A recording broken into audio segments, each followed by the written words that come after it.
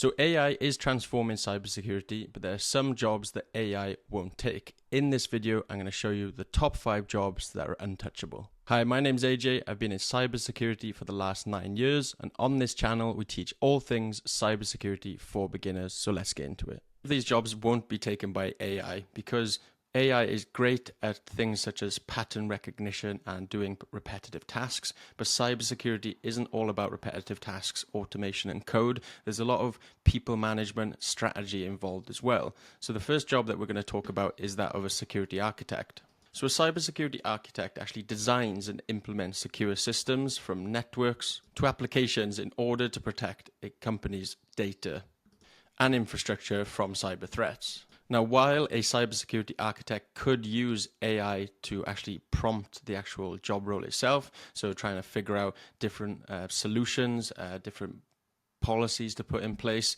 it won't be able to be done completely by AI. Not at the moment, anyway. So if we head over and have a look at some of the jobs that are available, so you can see here things such as senior cybersecurity architect. So design and maintain enterprise-wide security architectures aligned to business objectives and compliance requirements. So you have to know quite in detail about a company's architecture and align it to their objectives. Things that you could feed into an AI tool, but would be quite difficult for an AI to actually implement them, because a lot of these solutions will require management of other teams. We'll be doing a lot of kind of project management style roles here as well to make sure many of these teams adhere to these policies and actually put them in place. It even mentions here trying to integrate and collaborate and perform risk assessments with GRC teams. Again, you can actually use AI likely to prompt some of this, but it's not going to be able to do the whole process. So cybersecurity architects that use AI will probably stand out, but AI will unlikely be able to actually do this role on its own. So next up then, job 2 is a Chief Information Security Officer, or often called a CISO. Now a CISO is usually the head of a cybersecurity and information security program. And they'll oversee all of the cybersecurity and information security strategies to make sure that all the teams that are within there, so you've got your cybersecurity teams, could be a blue team, your red team, even your IT teams, all these type of teams will be underneath the information security strategy, and it will be the job of the CISO to make sure that all of these teams are running effectively. Now, AI isn't going to be able to manage people. It's not going to be able to manage quick changes in policies, or if there's a potential breach, the CISO might get involved to actively make sure that the right teams are getting stuck in and responding to that breach as quickly as possible. These type of things won't be possible for an AI tool to do. And again, a CISO might use an AI to prompt it for ideas, to be able to help them actually come up with new strategies. But ultimately, it's going to be down to the CISO themselves and the human to actually implement them. And again, if we have a look at some of the job descriptions in here, you can see Information Security Officer and the different experiences that they're requiring. So robust and current understanding of cybersecurity threats and best mitigation strategy. So again, some of these things a CISO could ask AI, but a lot of this is going to come from experience of being a CISO, of managing other teams previously as a CISO, and managing information security programs. So the AI tool, again, like I mentioned, a CISO might benefit from using an AI tool, but ultimately the AI tool is not going to be able to actually manage the teams, manage the people underneath them to make sure that the information security strategy and the cybersecurity program is actually adhered to. And this one here, where it's mentioning lead and support risk assessments, security posture reviews. Again, these are the kind of things that an AI tool is not going to be able to do. Communication with board level stakeholders. These are human to human interactions, communication skills, human level skills, behavioral skills that are required, and not just the technical skills, which often people think that is all you need to be in cybersecurity. But cybersecurity is a broad term, and there are many, many jobs within the cybersecurity industry. So the third job then is that of a security program manager. And what they're doing there is overseeing the development and implementation of an organization's cybersecurity initiatives. So making sure that the security program that has been developed, often by the CISO, or they could be sitting underneath the CISO. This role is similar in some senses, but it's just making sure the security program is adhering to compliance standards and things like that. Now, if we have another look at a job description here, so we can see technical program manager, and they're what they're looking for here is a program manager who can lead complex initiatives to actually understand the management program. They need to have excellent communication and the ability to drive alignment across technical and business teams in a fast-paced environment. So again, these are the things that these LLM tools, these AI agents are not going to be able to do. They're not going to be able to collaborate effectively with engineering teams, product teams. Again, many of these roles involve management, oversight, involve managing timelines, being more of a project manager, making sure things are actually done when required, and as it even mentions here, excellent communication skills, verbal, written, and even executive reporting. So again, a lot of these things and these skills, it's not possible for an AI tool to do. So this is why this is another good role to look into, and most likely won't be affected, I would say, anytime soon by the new AI wave that is coming through and is affecting certain jobs in cybersecurity. So job 4 then is a chief privacy officer, and what they're expected to do is oversee an organization's data privacy strategy, with the idea then to adhere to data privacy laws and regulations in order to protect personal information and obviously sensitive company information as well. So this job again also involves very good communication skills, working closely with their compliance teams, and again this is something that AI wouldn't be able to do.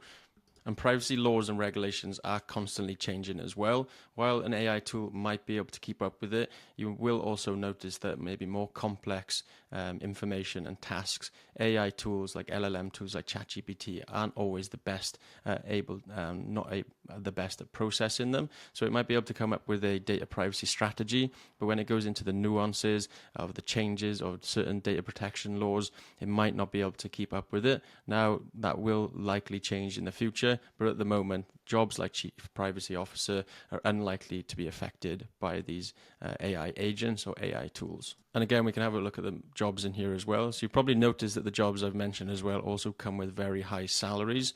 And one of the main reasons for that is that they're very much in demand as well. And with the fact that AI is unlikely to take them over, means that they're likely good areas to go into. So as you can see here then, following, they need organizations to be able to comply with UK GDPR, Data Protection Act 2018, develop and maintain policies, procedures and frameworks, conducted regular reviews with compliance laws. So like I mentioned, compliance and data protection laws are always changing, and you always need to be able to identify areas for improvement.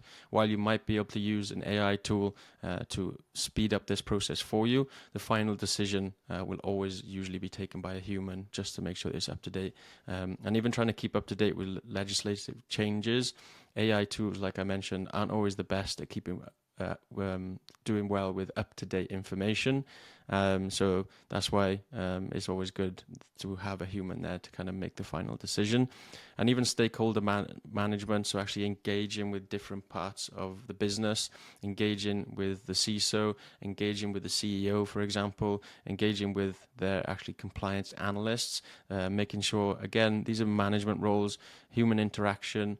These are the kind of things that are not possible by an AI tool. So you're probably seeing the theme here, the more kind of project management styles roles, the ones that involve communication with other individuals, for example, are the ones that are going to stick around. Those type of jobs are the ones that are going to stick around. So definitely looking into something like a data privacy officer or a chief privacy officer is a good area to make sure, if you're worried about a job being taken by AI, this is a good one to look into. And job number 5 then is that of a senior cybersecurity analyst and an incident response analyst. So that's personally what I am, and what I'm expected to do then is analyze alerts, understand if they're malicious or not. If they are malicious and have triggered on malicious activity, I'm expected to enact the incident response process in order to protect the company. If they're not malicious, then I close out those alerts and then improve the rules for next time, and always trying to keep up to date with the latest threats and build in new detections in order to be able to detect and respond as quickly as possible. So this job over the last, I've been in cybersecurity for 9 years. I started as a SOC analyst, security operations center analyst, more of kind of level 1 role. That role that I was in, so when I started 9 years ago, has actually been automated. So we are seeing that a lot of these level 1, level 2 analyst roles are being automated. There are workflow automation tools like your Tynes, Talk, for example, that are taking many of the response actions that these tools were that these analysts were originally taking themselves, and then they would escalate to more senior analysts. But now we're seeing that the more senior analysts roles are staying around. For example, my experience with incident response, like responding to incidents, again, this is something where I'm often managing teams, managing individuals, taking specific actions to prevent attackers from moving further in a network. These kind of things can't be done by AI at the moment, especially the people management side. Some AI tools are starting to take actions if the companies are willing for that, but at the moment it's still a bit risky because ultimately if the AI tool takes an action to lock somebody out or disable a server and it's not thinking about how sensitive that server is, it's just been told if you see this then take an action, then it could result in potential downtime for the company, which is something that we don't want. So senior cybersecurity analyst and instant responder especially are jobs that are going to stay around because they are technical roles, but they do involve this kind of people management side of it as well, which I don't think AI is going to be able to overtake anytime soon. But like I mentioned, much of my role now, I am using AI tools on a daily basis. I explain in other videos as well that I'll link at the end of this one about that.